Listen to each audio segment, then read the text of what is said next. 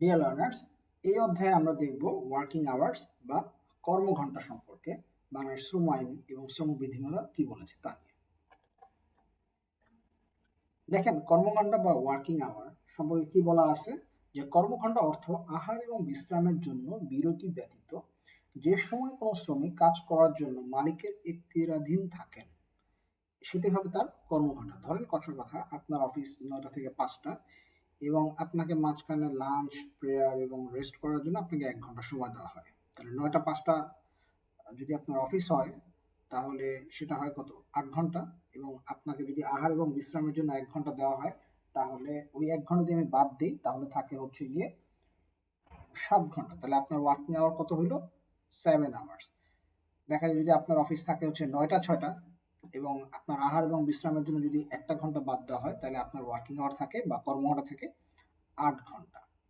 দেখেন, বলে দেওয়া আছে, কোনো প্রাপ্তবয়স্ক শ্রমিক কোনো প্রতিষ্ঠানে সাধারণত দৈনিক 8 ঘন্টার অধিক সময় কাজ করিবেন না বা তাহাকে দিয়ে কাজ করানো যাইবে না। তার মানে দৈনিক আপনি 8 ঘন্টার বেশি কিন্তু কাউকে দিয়ে কাজ করাতে পারবেন না, আহার এবং বিশ্রামের সময় ব্যতীত। তবে শর্ত থাকে যে ধারা 108-এর বিধান সাপেক্ষে কোনো প্রতিষ্ঠানে উক্তরূপ কোনো শ্রমিক দৈনিক 10 ঘন্টা পর্যন্ত কাজ করিতে পারিবেন। তার মানে ধারা 108 যদি আবার আমি মেনে চলি, সেক্ষেত্রে কি করতে পারবো, আবার দৈনিক তাকে ম্যাক্সিমাম 10 ঘন্টা পর্যন্ত কাজ করাইতে পারবো। ধারা 108-এ কি বলছে এটা আমরা একটু দেখি। দেখেন, ধারা 108-এ কিন্তু বলে দিয়েছে অধিকার কর্মের জন্য অতিরিক্ত ভাতা। তার মানে আপনি যে তাকে 10 ঘন্টা কাজ করাবেন, 8 ঘন্টার বেশি, এই যে 2 ঘন্টা কাজ করাইলেন, তাহলে এখানে কি বলে দেওয়া আছে, যে ক্ষেত্রে কোনো শ্রমিক কোনো প্রতিষ্ঠানে কোনো দিন বা সপ্তাহে এই আইনের অধীন কোনো নির্দিষ্ট সময়ের অতিরিক্ত সময়ে কাজ করেন, সেক্ষেত্রে তিনি অধিকার কাজের জন্য তাহার মূল মজুরি ও মহার্ঘ ভাতা এবং অ্যাডহক বা অন্তর্বর্তী মজুরি যদি থাকে, এর সাধারণ হারে দ্বিগুণ হারে ভাতা পাইবেন। সোজা কথা আমরা যদি বলি, তাকে ওভারটাইম দিতে হবে। ধরেন, এই তো গেল আমি ডেলি আসলে কতক্ষণ কাজ করাইতে পারবো, কতক্ষণ কাজ করাইতে পারবো না। আসলে এখন চলে আসবে হচ্ছে গিয়ে উইকলি বা সপ্তাহে আসলে আমি কদিন কাজ করাইতে পারবো, কদিন কাজ করাইতে পারবো না।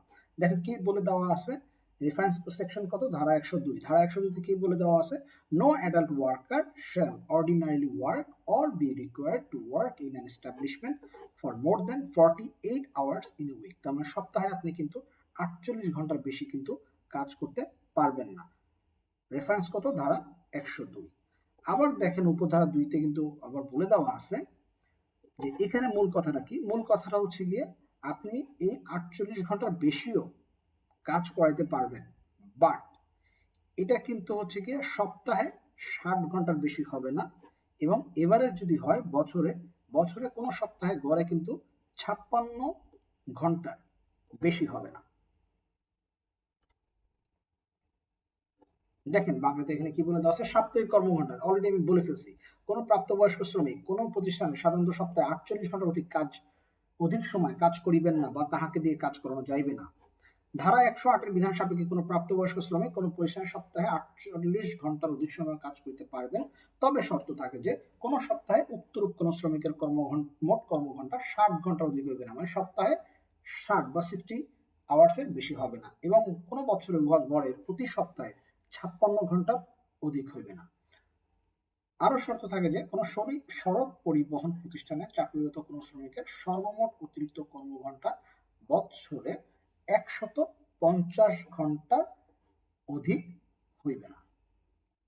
আরো শর্ত থাকে যে বিশেষ বিশেষ শিল্পের ক্ষেত্রে সরকার লিখিত আদেশ দ্বারা আরোপিত শর্তে এ ধারার বিধান শিথিল করিতে অথবা উহা হইতে এককালীন সর্বোচ্চ 6 মাস মেয়াদের জন্য অব্যাহতি দিতে পারিবে, যদি সরকার এই মর্মে সন্তুষ্ট হয় যে জনস্বার্থে, অর্থনৈতিক বা উন্নয়নের স্বার্থে শিথিল বা অব্যাহতি প্রয়োজনীয়।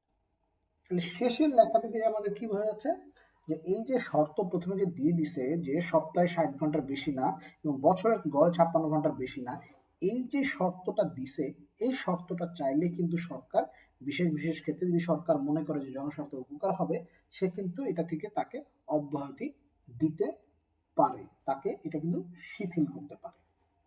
ওকে, এবার আমরা দেখবো limitation of hours of work for women.